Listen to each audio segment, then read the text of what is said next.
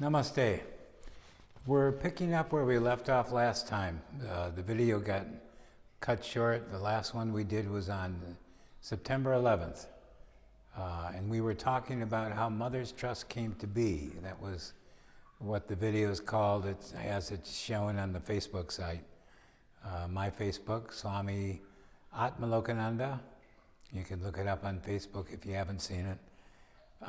We were talking about how Mother's Trust came to be, all the things that led up to it and what kind of it meant. You know, it all goes back to Sri Ramakrishna and Gauri Ma back in 1880, more or less, 1881.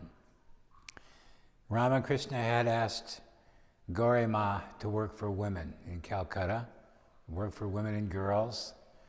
That was something that needed to be done. There was, like Vivekananda put it, humanity, thinking of humanity is like a bird. A bird can't fly on one wing. The women, the girls are kind of on the short end of the stick. They're the wing that needs help. And so he said to Gauri Ma, you have to work for women. And that's what she did her whole life. And we've related before, at the end of her life, she said that she was going to have to be born again. She did her work. She created this women's place. It was like an orphanage. It was a school for girls, and she would find girls from all over Calcutta. It became a big place.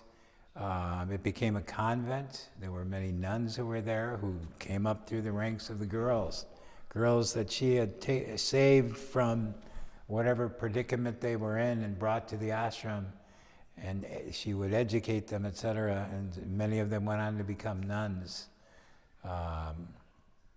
And they kind of carried on the work. Anyway, in 1938, Gauri Ma was passing, and she said that she would have to be born again. And she said when she would come back that she'd be in a white body, and that they'd know it's her for various reasons. And that happened in 1987. Gauri Brata, who's the head of Mother's Trust here, ended up finding herself in India, found Gauri Ma's ashram by accident almost, recognized the place, they recognized her, and it went on. When we were talking last time, we were talking about Swami Bhashananda and his involvement in all of this. How he was from the Nagpur Center in India, and how there was some kind of special relationship that center and the Swami who started it had with Gauri Ma, as for various reasons. And Swami Bhashananda must have been aware of many things in regards to Gauri Ma's work and her prophecy about coming back. When she was going to come back, nobody knew, but because it was her, and she was such a personage, people took it seriously. There were many monks who knew it, many of the Sharadeshri ashram nuns knew it, many people knew it. Anyway, in the 1960s, 1940s and 30s, the Swamis who came over to the West probably remembered that and wondered, Gauri Ma's going to come back in a white body, and she's got some work to do. This will be interesting to see. Swami Ashokananda, who ran the San Francisco Center, was a disciple of Gauri Ma. It wasn't really talked about, but it was known by some. And Swami Bhashananda ended up coming to he came to the New York Center as an assistant to Swami Nikhilananda in 1965. Very soon after that, Swami Vishwananda passed away in Chicago, head of the Chicago Center, and Bhashananda was appointed in his place. Swami Sarvagatananda was a real advocate for him and said to the headquarters that Bhashananda should go to Chicago. And he did. And soon after Bhashananda goes to Chicago, he finds there's a lot of young people who are interested in ashram life, even monastic life. And the Chicago Center wasn't really a good place to do that. So right away he started looking for a place where he could have a monastery. So he's out looking around, he'd go out and drive and see what he can find, and he ends up driving out of Chicago, coming around the bottom of Lake Michigan, comes up into Michigan, and sees the sign Glen Ganges on the highway as you drive by. You see it now. And of course the word Ganges is there, the sacred river in India, something that Bhashananda would have resonated incredibly strong. So right away they turn off. They go to a realtor's office. They find properties that are available. There's a fruit farm that's for sale.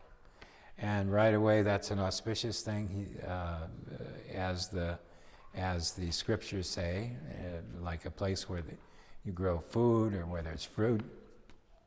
So right away he buys the land, and all these young people are coming, young men especially in the beginning, and they start an ashram. Vivekananda Monastery was started in 1968.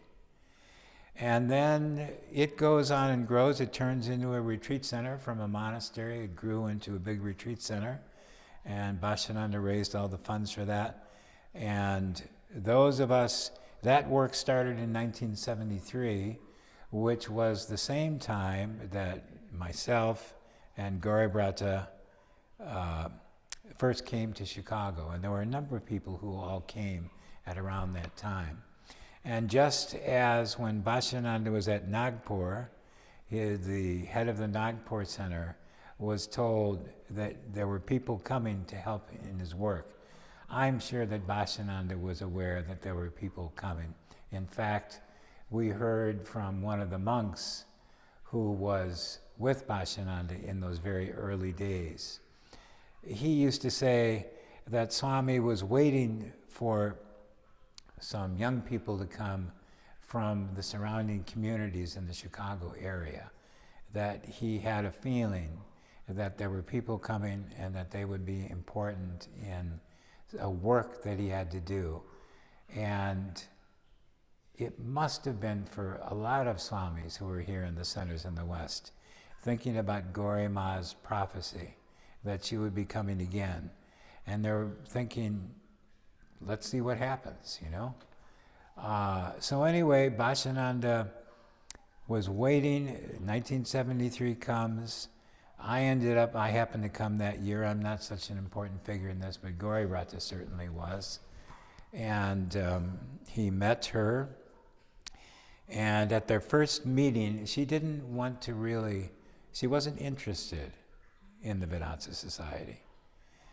But she ended up staying outside of the center. She wouldn't go in when other people would go in that she was with at first. But finally, Bhashananda would see her outside and thought that there was something unusual about her that he wanted to see more about. Perhaps he even knew at that time that this was some kind of a special moment, that perhaps this was, did he even know perhaps that maybe this was Gauri Ma? Because Gauribrata looked unusual enough to be a figure like Gauri Ma. And Bhashananda, it wouldn't surprise me if he saw that. Anyway, he figured out a way to get her to have to come in the building. She wouldn't come in. She wanted nothing to do with it. She just wanted to go on with her life. Anyway, Bhashananda figured out a way to get her to come in. So they come in, and it ends up, was on pretext, and Bhashananda said, well, I just made up an excuse for you to come in, and I see you standing outside all the time, and I was very interested. There's something about you, I think, that is special, and we have a great place here, and there's great things that can be done. I don't know exactly what he said, but in any case, Mataji Gauribrata was not very interested in anything that he had to say. And the very fact that he kind of got her in under pretext just to be able to talk to her, she really didn't like that at all.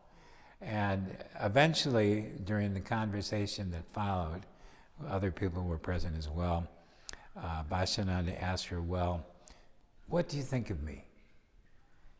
And Mataji Gauribrata looked at him and said, you know, I don't think I've ever really known what hatred is, but I think I can say that I hate you. She said this to him, and Bhashananda jumped out of his chair, and he said, I knew it, well done. Perhaps he said at the time, in any case, he may very well have recognized then that this was Gauri-Ma, because Gauri-Ma was like that. She would say boo to a ghost. She was strong and tough as nails, and this Mataji Gauribrata was the same way, and Bhashananda saw that. And it wouldn't surprise me if at that very moment he knew that this was Gauri-Ma, and that she had returned, and that there was something, a work that was going to have to take place. And so that 1973 was a very important time, and that's when things began as far as Mother's Trust goes. She stayed in Chicago the first 10 years. I was sent up in 1973. We came within a month of each other. We didn't know each other at all. Though later it turned out we had both attended a concert in Lake Forest, Illinois, back in 1970. Without knowing one another or seeing one another or anything. We had been to the same concert at the Lake Forest High School. A very strange thing. But anyway, she stayed in Chicago. They ended up staying there for about 10 years, till 1983. I was sent up to Vivekananda Monastery, which was just a collection of buildings then. The building work began about the same time that I came up there and went on until 1990, basically. That building, sprawling building complex, that's the Vivekananda Monastery. Headquarters in India was not interested in having Bhashananda build a place out in the middle of nowhere, but Bhashananda already had it clearly in his mind that he was going to do it. Excuse me, dropped a piece of paper there. And so he built this huge place, and everybody complained about it, but he didn't care because he felt that this is something that needed to be done. It was the will of Thakur and Ma. It was the will of the Holy Twins. And Bhashananda was like that. He was a very driven man as far as these things go. And many other Swamis started coming around because they all knew about. I'm sure Bhashananda told everyone, I think this is it. Gauri-Ma has come back. All these other Swamis started coming to the center. There'd be programs and festivals and activities. After Gauribrata came up in 1983, things really took off, and there were big retreats. There was a big Vedanta conference in 1986. And there were I think there were 33 Swamis that came from all over, from India, from all over the US, from Europe. There were over 600 people who came it was about a 5-day program that went on at the monastery. By that time, the monastery always had a collection of 12 to 15 people who were living there, householders and monastics alike. And the monks ended up in the beginning years. From 1973, we did all the construction without knowing what we were doing, and we ended up doing it anyway. We learned as we went. The contractors came to help. Eventually, you've got a 40,000 square foot facility that was built over 20 years. And whenever there wasn't enough money, Bhashananda to go out on the road, he'd earn more money, bring it back, and then we'd start construction again. And that's how it went for many years, and that's what we did. 1983, Mataji Gauribrata came. She ran the kitchen there, and when we had that Vedanta convention, we had over 600 people who were there, and the kitchen could manage it all. It was pretty amazing. And the Swamis who came were pretty amazing. We saw some incredible souls, disciples of Holy Mother, disciples of the other direct disciples of Ramakrishna, and they all knew what was going on, I believe. that this was Gorima, and she had come back, and there must be a meaning for that. Something was going on. This was the will of Ramakrishna that we were talking about. And Gorima saying that she had to return. There's something that was left unfinished, or something further that needed to be done for her to take another birth like that. That was what everybody was thinking, you know. They never talked about it in public. It's not really something to talk about. But in a way, now we're talking about it because we've got this holy place here at Mother's Trust. You see, the Swamis brought sacred relics here of Ramakrishna and Sharada Devi. They're on the shrine. Actually, this you can see in the background here. You can see where that disc is here, for example. Well, under this disc, in the foundations of the building, are ashes of Sri Ramakrishna and Sharada Devi together in that spot. In various other places, there's other sacred and holy relics that are here that were brought because this is a special place and something's supposed to be here and happen here.